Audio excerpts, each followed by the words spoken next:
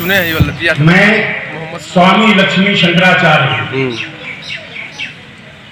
श्रीमद् भगवद गीता के साथ साथ मैं कुरान पर क्यों बोलता हूं?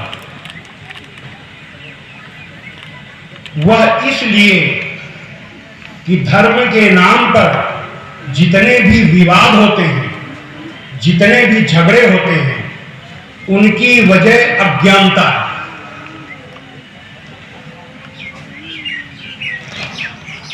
देश की एकता, अखंडता, मजबूती और विकास के लिए जरूरी है कि देश के दो सबसे बड़े समुदाय हिंदू और मुसलमानों के बीच प्रेम और भाईचारा रहे, सद्भाव रहे।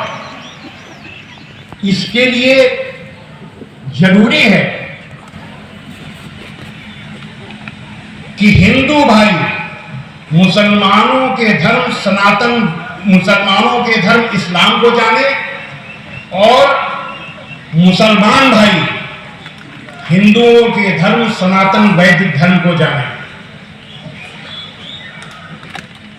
धर्म के नाम पर कोई लड़ा न सके, कोई भटका न सके, इसके लिए यह जरूरी है।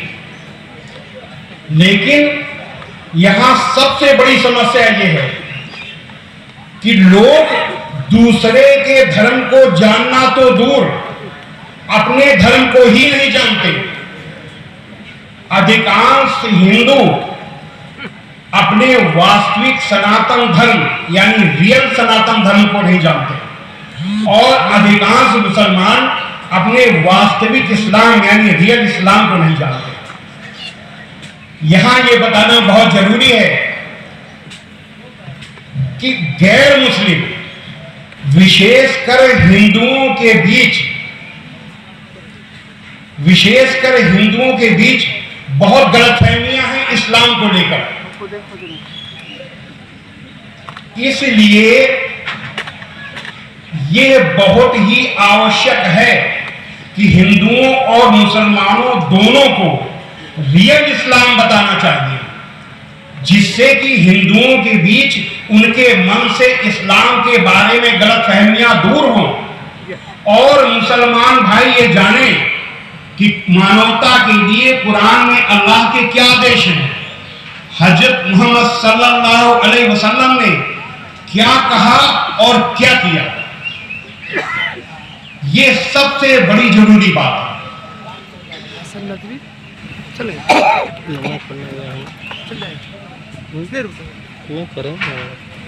शांति और भाईचारे को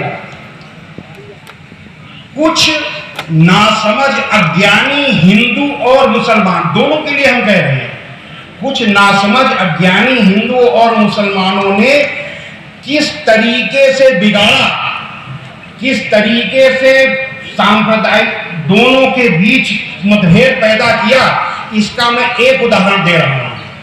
कुरान मजीद के सूरा 6 आयत नंबर 108 में है कि अल्लाह को छोड़कर जिसे वे पुकारते हैं उनके लिए कुछ बुरा न कहो, कहीं ऐसा न हो कि बदले में वे हद से आगे बढ़कर अल्लाह के लिए बुरा बोल दें।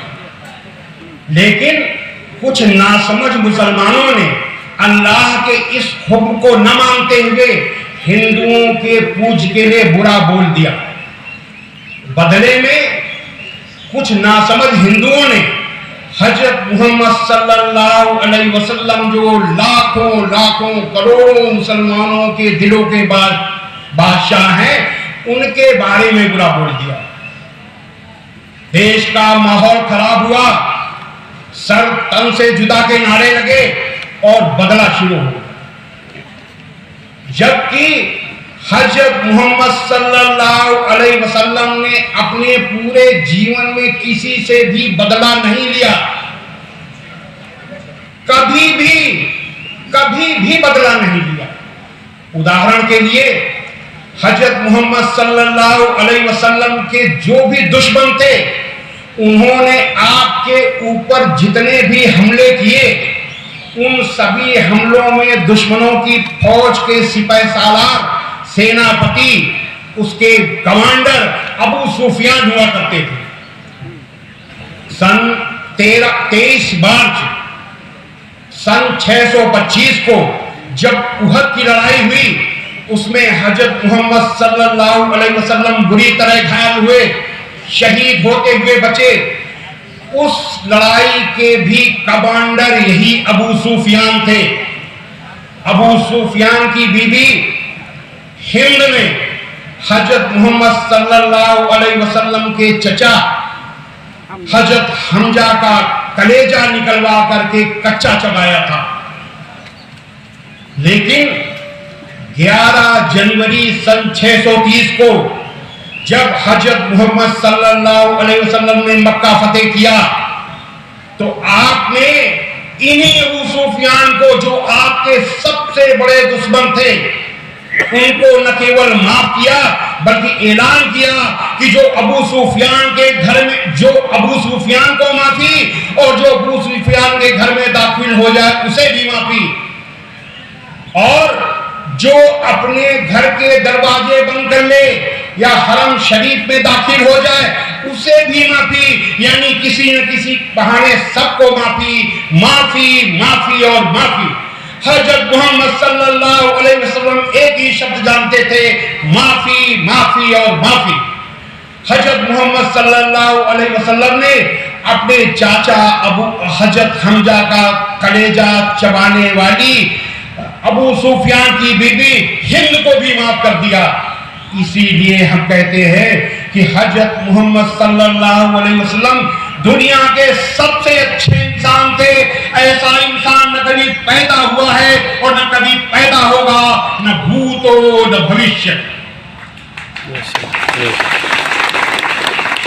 हजरत मोहम्मद सल्लल्लाहु अलैहि वसल्लम ने अपने विरोधियों को, अपने दुश्मनों को केवल तलवार से नहीं जीता, बल्कि उनमें से अधिकांश को अपने अच्छे से अच्छे आचरण, अपने अच्छे से अच्छे अमल से जीता।